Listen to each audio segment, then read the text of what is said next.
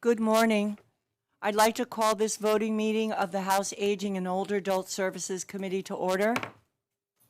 Stephanie, could you please take the roll? Chair Madden, Here. Representatives Benham, Borowski, Designation. Carroll, Designation. Serrato, Designation. Gogenauer, Designation. Khan, Designation. Harris, Designation. Kozarowski, Designation. Parker, Designation. Powell, Designation. Prokopiak, Rivera, Designation. Smith-Waddell, Designation. Chair Menser, Here. Representatives Brown, Designation. Gleim, Jones, Designation. Kozak, Designation. Labs, Marcel, Designation. Nelson,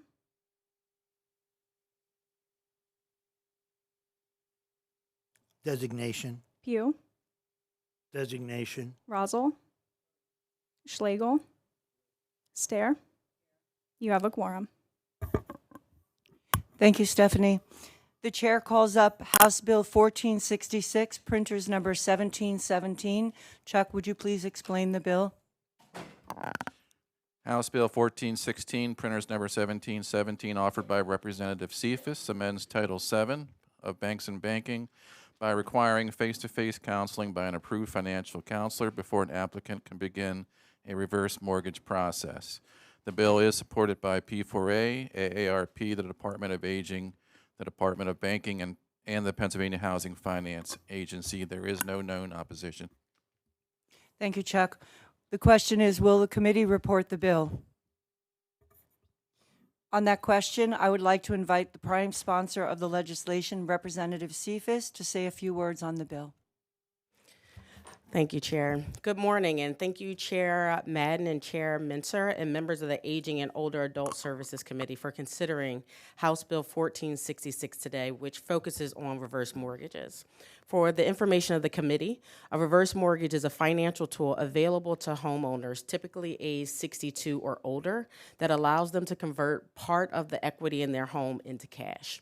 Unlike a traditional mortgage where the homeowner makes payments to the lender, with a reverse mortgage, the lender pays the homeowner. This financial tool allows our seniors and older adults to borrow on the equity of their home in exchange for a lump sum, fixed monthly payment, or line of credit. While seemingly a good option in the moment to address immediate financial needs, reverse mortgages can present challenges. There have been several situations where the individual ends up paying more than before with fees and interest. Some have been at risk of losing their home due to defaulting on property taxes or homeowners insurance. It removes the ability to build generational wealth, and in some instances, homeowners aren't able to qualify for various government housing-related programs that would provide further assistance and support, which occurred in my district. At one point, Pennsylvania was ranked 5th in the nation in reverse mortgage origination, making this issue even more concerning given the predatory nature of these transactions. House Bill 1466 would work to address this growing issue in communities across Pennsylvania, or at least ensure Pennsylvanians are educated about these financial tools that can, again, be predatory, while also ensuring they understand other options available to them if there is an immediate financial need. Again, this legislation would require face-to-face counseling with an approved financial counselor before someone begins a reverse mortgage. If that meeting is unable to take place face-to-face, the potential borrower would also meet with a counselor over the phone or through video teleconference. This legislation requires that consumers get the counseling and advice they need from a qualified financial counselor before risking what might be problematic for them in the long run. Currently, reverse mortgages are offered by various lending institutions who do not all require a form of counseling. It is critical, particularly in this economy, to be sure that they are fully informed about the risk of reverse mortgages while being able to continue enjoying financial security during retirement in their homes. Once again, thank you for your consideration, and I hope you will support House Bill 1466.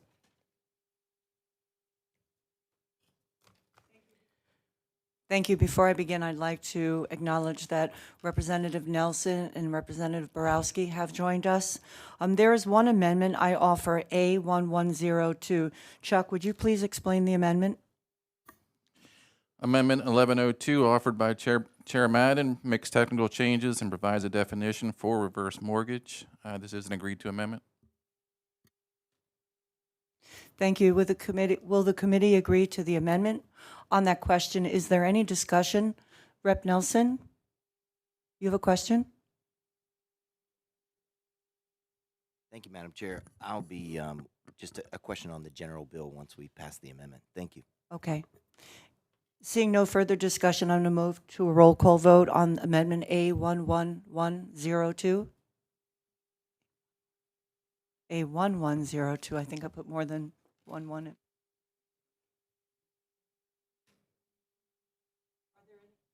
Are there any negative votes on the amendment? Seeing no negative votes, the amendment passes unanimously. Is there any discussion on the bill? Rep. Nelson? Thank you, Madam Chair. And thank you, Chair Cephas. Appreciate your leadership in this space. Just one question so that as I was talking to some of our financial advisors in Westmoreland County area related to the bill, they could both see the need. There were some questions about who would qualify as an approved financial advisor. It seemed like in the bill it referenced some federal training or HUD. Like, how would a financial advisor that may not offer a reverse mortgage become qualified to be able to meet that need? Or staff may, you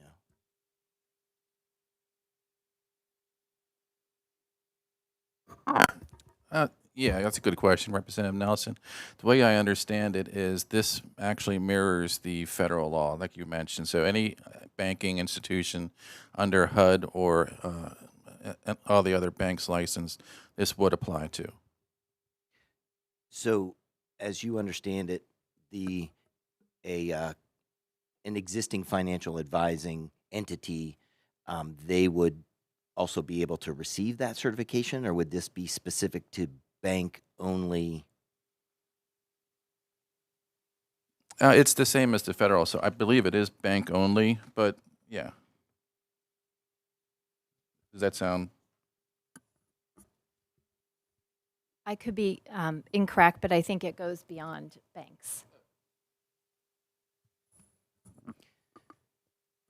Maybe what we might be able to do is after, this advances to the floor, just to understand, because I appreciate the effort that you're trying to really prevent those predatory situations.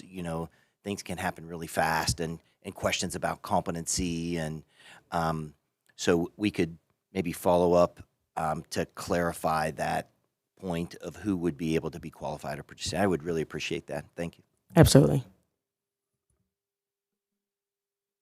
Are there any other questions? Representative Gleim?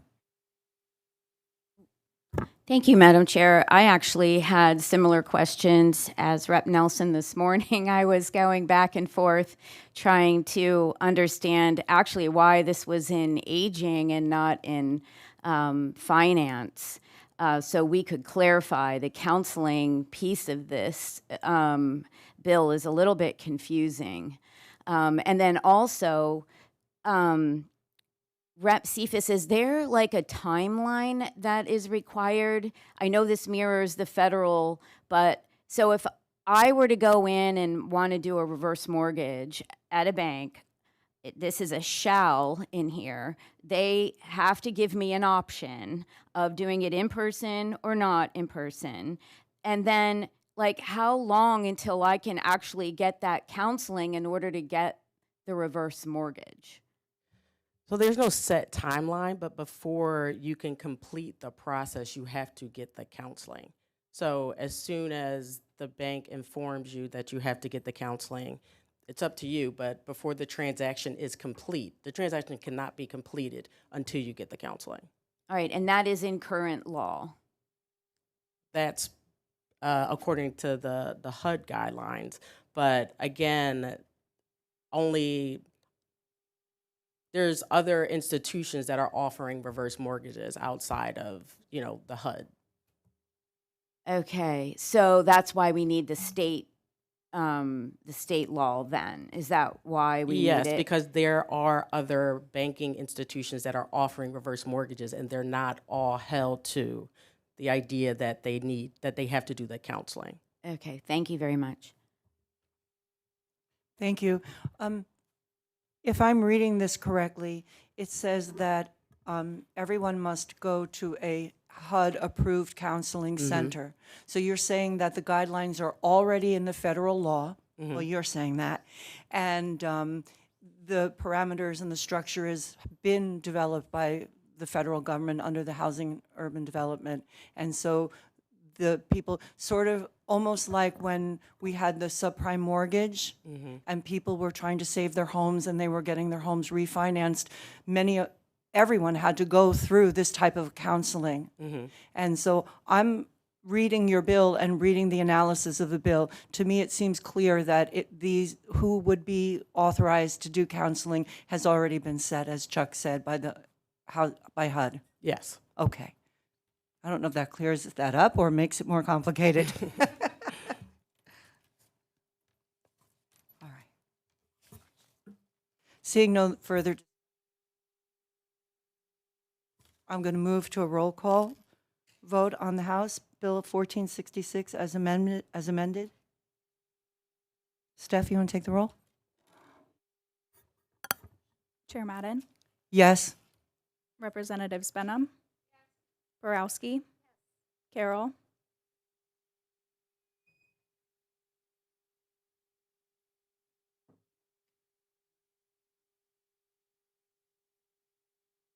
Representative Carroll,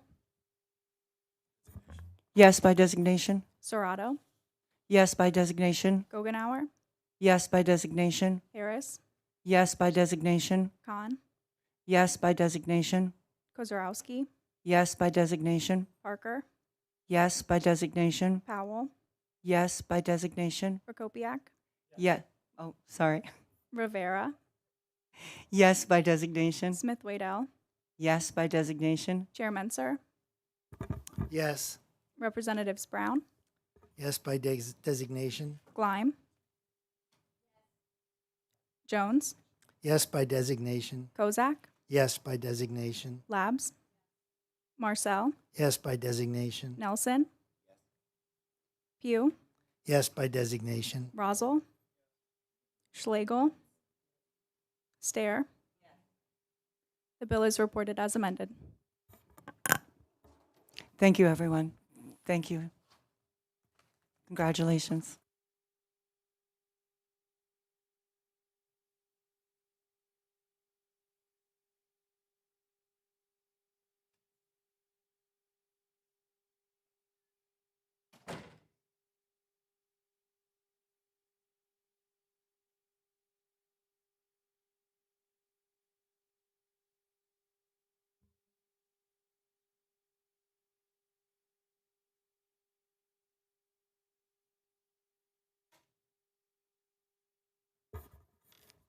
Next, the chair calls up House Bill 1606, Printer's Bill number 1916. Chuck, could you please explain the bill? House Bill 1606, offered by Representative Sanchez, Pickett, Madden, and Probst, amends Section 44.3.8 of the Human Services Code by increasing the personal needs allowance that is deducted from a medical assistance eligible person's gross income from $60 per month to $85 per month. The bill is supported by AARP, the Center for Advocacy for the Rights and Interest of Elders, and the Pennsylvania Healthcare Association. There is no known opposition. Thank you, Chuck. The question is, will the committee report the bill? On that question, I would like to invite the prime sponsors, Representative Sanchez and Pickett, to say a few words on the bill. Thank you, Madam Chair. I just want to thank Chair Madden and Chair Menser and both of the executive directors, Miller and Roby, and certainly Representative Sanchez, for bringing this bill forth and for continuing to make circumstances better for people who are living in our care homes. I have to tell you, this has a very deep, passionate appreciation for me because I have a gentleman in a care home who began communicating with me on this about 2 years ago. He's rather computer savvy and he likes to communicate, and he brought up to me how very, very difficult it was. And at that time, it was $45 a month. He was very dismayed and maybe a little depressed over the fact that he had so little control over any kind of discretionary money. He said to me, what if I need a pair of shoes, or what if I need some new clothing that isn't supplied for me here? And we have to know everybody doesn't have a family that's just bringing everything to them that they need. And he said, maybe just once in a while I'd like to have a hoagie. It was all just so passionate to me. And I said, you know what? I'm on it. Let's do this. Let's make this different. And then Rep. Sanchez stepped in and he said, this time around, let's make it even better for people. So I really appreciate it and hope that the committee agrees with us. And thank you so much, Chair Pickett, and for eloquently describing that and championing this as you have been for many years. And truly appreciate the committee chairs, Chair Madden and Chair Menser, calling this up and the committee's attention on this bill today. And if you were on the committee last session or in the legislature last session, pleased to report that you voted for this already from an increase from $45 to $60 last session. So, and that was House Bill 1527. We passed it unanimously, a modest but meaningful increase. Did not make it through the Senate, though DHS was able to do it administratively, make that increase happen for the medical assistance folks relying on this money for their personal expenses. This year, we'd like to push that up even further from 60 to 85 with House Bill 1606 before you. That's $85 for those basic needs, as aptly described by Chair Pickett. You know, people want clothing, one that's so often cited, shampoo on the reimbursement list. So we would really love to get this done and truly appreciate all the support. And I should note, too, that the last increase to the 45 number was 2007. So it's been a while and long overdue. So thank you all very much for your time and attention, and I hope you can support this. Chairman, sir, would you like to make any remarks? No comments, no. Thank you for bringing up this bill. My mom, when she was in a skilled facility, had a really serious ice cream habit. And I would have to make sure I came after, like, her money ran out, and so she could get her ice cream. Otherwise, she would steal it from the cart while they were serving dinner. So, you know, people lose their independence, right? And they lose their ability to control their finances. And when the money runs out, they feel helpless. And so this is a small but really important increase, and I thank you both for coming together to sponsor this bill. Seeing no further, I'm sorry, we have further discussion. Rep. Borowski? Thank you, Chairman. I just wanted to thank Representative Sanchez and Representative Pickett for bringing this forward. So I represent the county nursing home in Delaware County, residents at Fair Acres, and they've been talking to me about this since I was first elected as well. And similar stories, you know, they'd just like to be able to buy a pizza, or maybe those that are ambulatory able to go to a movie. So this was tremendous last year, what you were able to accomplish. They're very happy and very thrilled. They continue to petition, though, for additional funding, and I'm really grateful to you all for championing this, and will absolutely be supporting, and thank you on behalf of the residents of Fair Acres. Seeing no further discussion, I make a motion to call up HB 6. I'm sorry. Go right ahead. Thank you. I just have a simple question. Not changing my mind on it, just curious. What's the overall cost of this? I'm going to defer to Executive Director Miller, who I know has a fiscal note on this.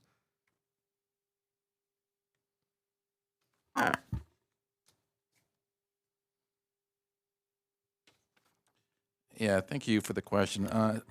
We reached out. As of March 2025, there were 42,600 nursing home residents currently enrolled in MA.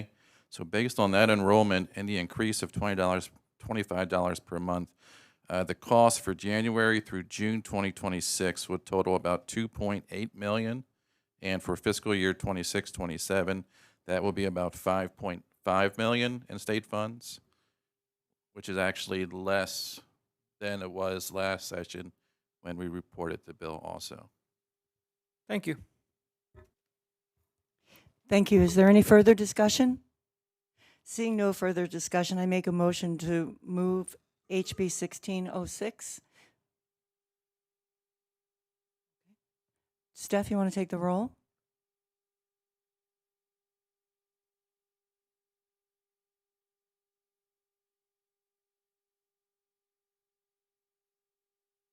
Are there any negative votes? Seeing none, HB 1606 moves out of committee. Thank you. Thank you course. very much.